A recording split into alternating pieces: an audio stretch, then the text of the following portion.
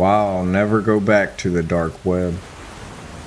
Back in 2019, right at the beginning of COVID, I became quite isolated from my family and friends. It suited me at the beginning, but little did I know that my curiosity would forever scar me mentally. I would often upload YouTube videos of myself browsing the dark web for fun, and until December 4th of this year, as usual, I'd have a brief run through the user-submitted links to make sure everything was okay for YouTube and its rules.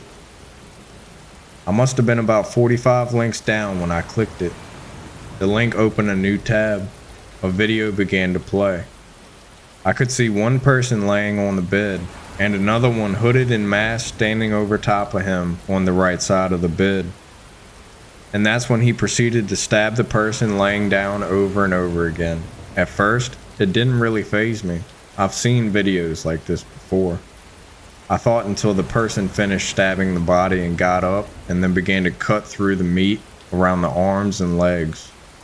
The bed now covered in blood, and the hooded masked man showing each body part to the camera.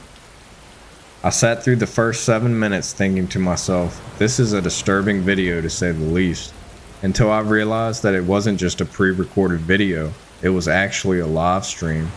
And just as the masked man finished his work, he stopped and walked towards the camera, reaching into his pocket and placing it directly in front of the camera. "You're next." The panic set in, and I jumped back from my laptop. That's when I realized my camera was on.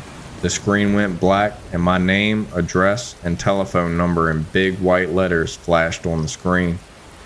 I quickly pressed the power button, but it did nothing.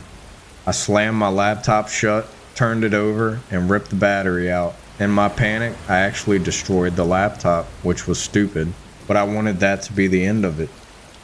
A few weeks had gone by, and even though I was paranoid beyond belief, I thought it was probably just someone messing around. I was headed out to the shop just down the road when I bumped into someone. I felt a sharp prick on my hand as we collided, thinking nothing of it. I continued towards the shop until my legs began to buckle from under me.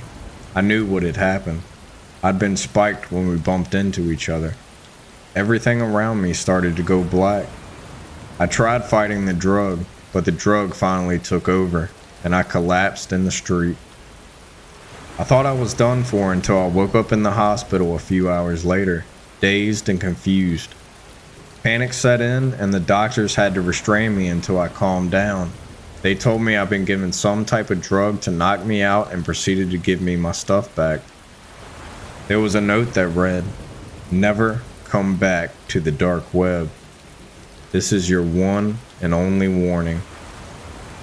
Ever since that day, I've stayed clear of the dark web, but even now, I still feel as though I'm being watched.